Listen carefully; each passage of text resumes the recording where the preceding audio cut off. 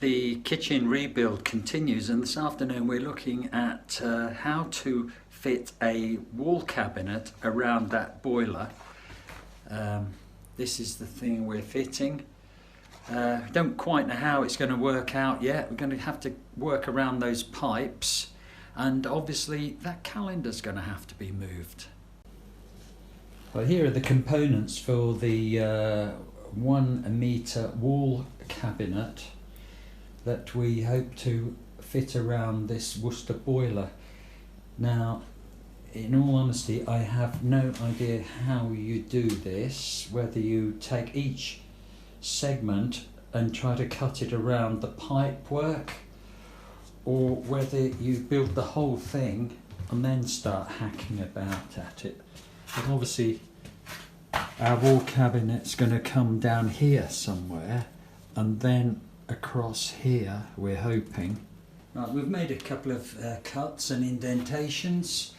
Going to get at least one fixing bracket.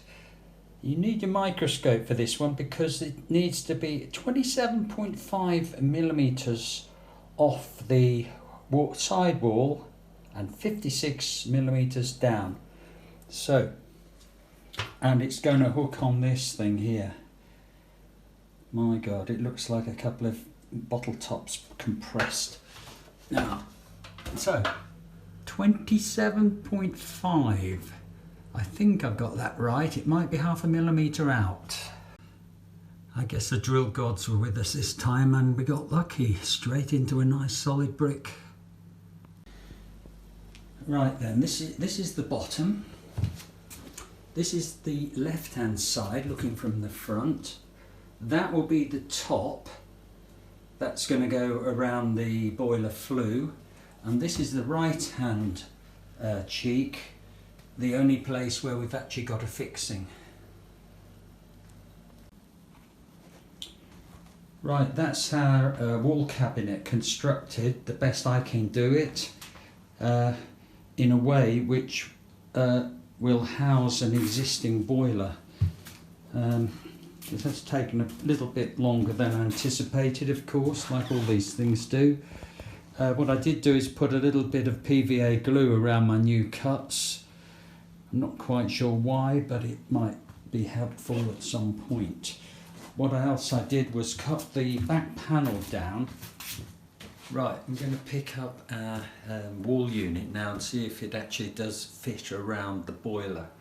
I'm filming this simply because it could be very funny. Because I have no idea. First of all, it's pretty heavy. And secondly, I've got to come up the step ladder with it.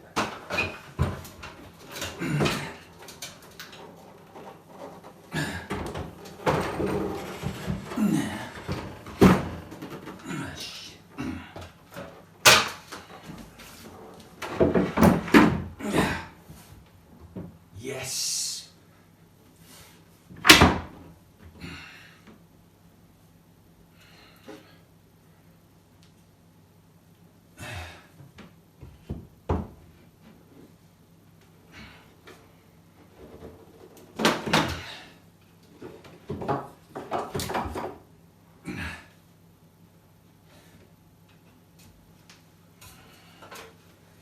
Okay. What do you think of that then? Now the way I've organised this is for a end panel to go in here, one of those decorative things. So I've left enough space for that. It's pretty level, and there should be enough room for the gas fitter guy when he comes to do the servicing, so-called, to get his screwdriver in there to release that screw. The same on the other side. So all we need to do now is find a way of fixing on this far edge.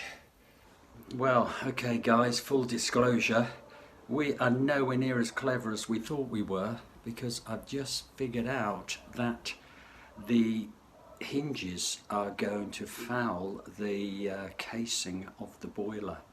So we are going to have to go back to square one and have another look at this. Now, the hinge fitting is going to go there, and as you can see, that is going to foul the case of the boiler.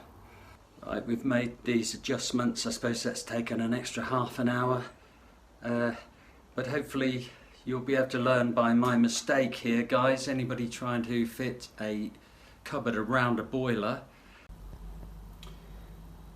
Okay, there's the hinge in its position. You can see now that there should be adequate room to get the casing off the boiler when the gas fitter,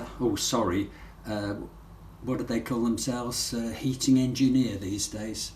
So when the heating engineer comes around, he'll be able to manage. Now the centerpiece is going to go there, which also gives enough clearance. And while I've had this off, I'm going to actually whack a big screw straight through the back into the wall.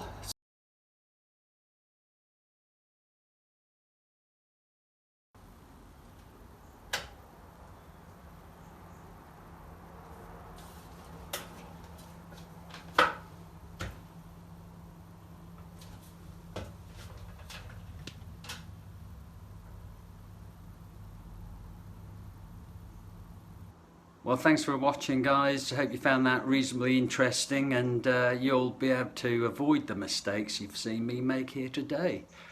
If you'd like to subscribe to my channel, that'd be good, thank you. You'll be able to see all my other DIY successes and cock-ups.